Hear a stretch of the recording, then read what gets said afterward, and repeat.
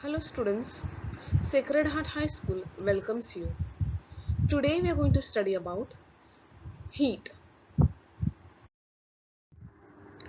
In Standard 6th, Chapter 5, we had studied that the changes in the states of matter is caused by heat. When we take a hot object near a cold object, the cold object becomes hot and the hot object becomes cooler. From this, we come to know that heat is transferred from a hot body to a cold body. Transfer of heat means the flow of heat from one place to another. Modes of heat transfer. First, conduction. Let us study conduction by doing an experiment. Apparatus. Apparatus are the materials or equipments that we require to do the experiment. The apparatus which are required in this experiment are bars or scales of stainless steel, aluminium and copper, a candle, a burner, pins, etc. Procedure. Take stainless steel or iron, copper and aluminium bars, each about 30 cm long and having the same shape. Apply wax spots with the help of the candle at a distance of 2 cm from each other on all the three bars. Stick a pin in each of the spots so that it is upright. Now insert the ends of all three bars into the flame at the same time. Observe for a while. What do you see? From which bar do the pins start falling first? And why does the pin fall?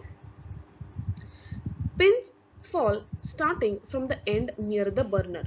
In this experiment, you will see that the pins which are near the burner will start falling first. It means that transfer of heat takes place from the hot end of the bar to the cold end of the bar. This transfer of heat from the hot part of an object to the cold part of an object is called as conduction of heat. In this experiment, you will also see that the pins on the copper bar start falling first, then aluminium bar, and the pins on the steel bar will fall comparatively late. The pins on the copper bar start falling first because copper is a good conductor of heat. Conduction of heat through a substance depends on the property of that substance. That conduction takes place through a solid substance shows that a medium is required for conduction of heat. For heat to get transferred from one part of the object to the other part of the object, medium is very important. Mode of heat transfer. Second, convection. Let us study convection with the help of an experiment. Apparatus, a beaker, potassium permanganate crystals, burner and water. Procedure.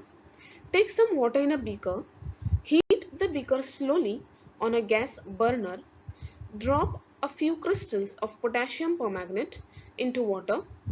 Now watch the water in the beaker carefully. What do you see? You will see streams of water going upwards and coming back to the bottom. Due to potassium permanganate, you can easily identify the streams. When heating begins, the water near the bottom becomes warm and its density decreases. The water which is at the bottom of the beaker will get the heat first as it is closest to the burner.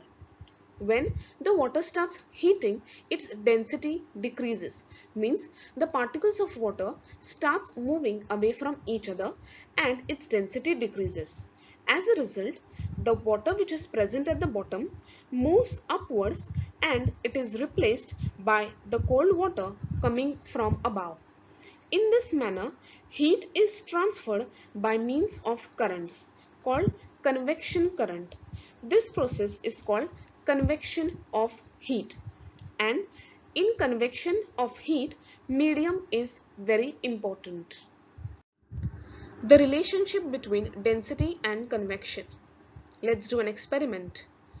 You need apparatus like a test tube, piece of ice, wire gauze, burner and candle. Procedure: take some water in a test tube, wrap a piece of ice in a wire gauze and drop it in the test tube. It will sink to the bottom. Now, using a test tube holder, hold the test tube at a slant. Heat the upper part of the test tube. Stop heating when the water starts boiling. Observe the piece of ice at the bottom.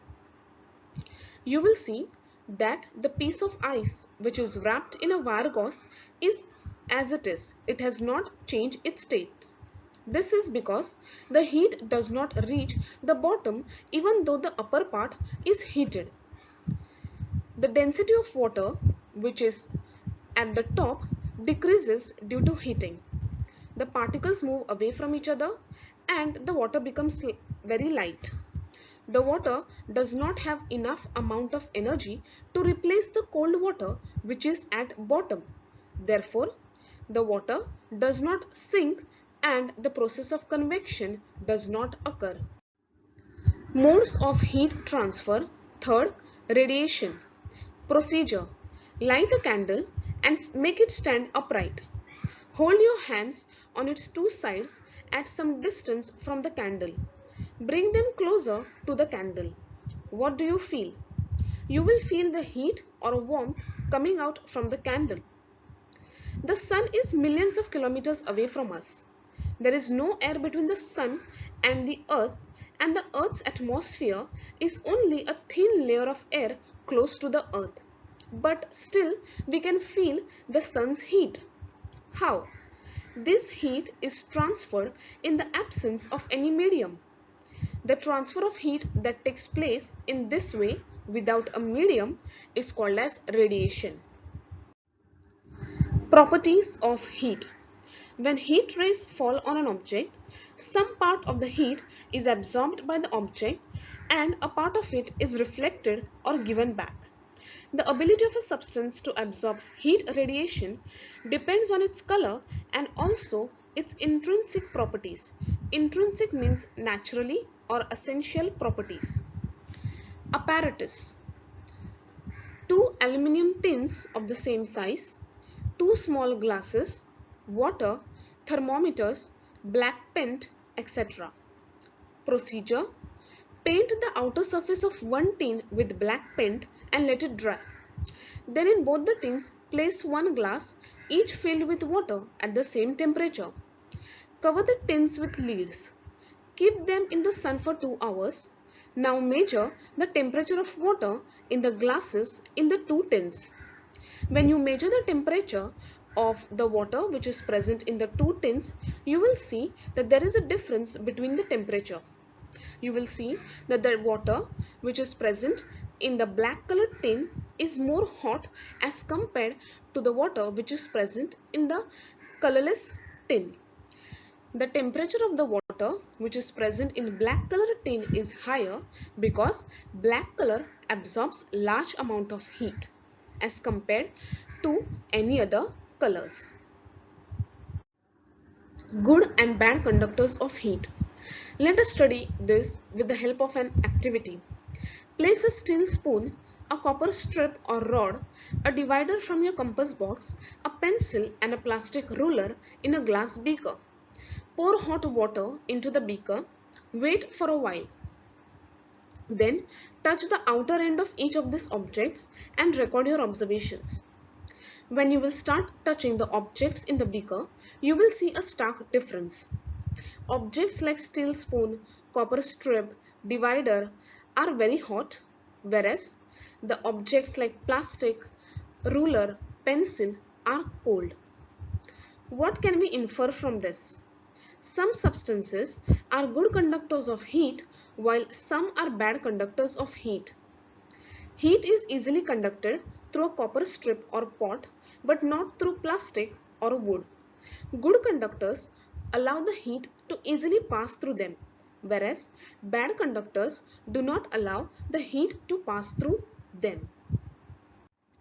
I hope you have understood this part. Thank you.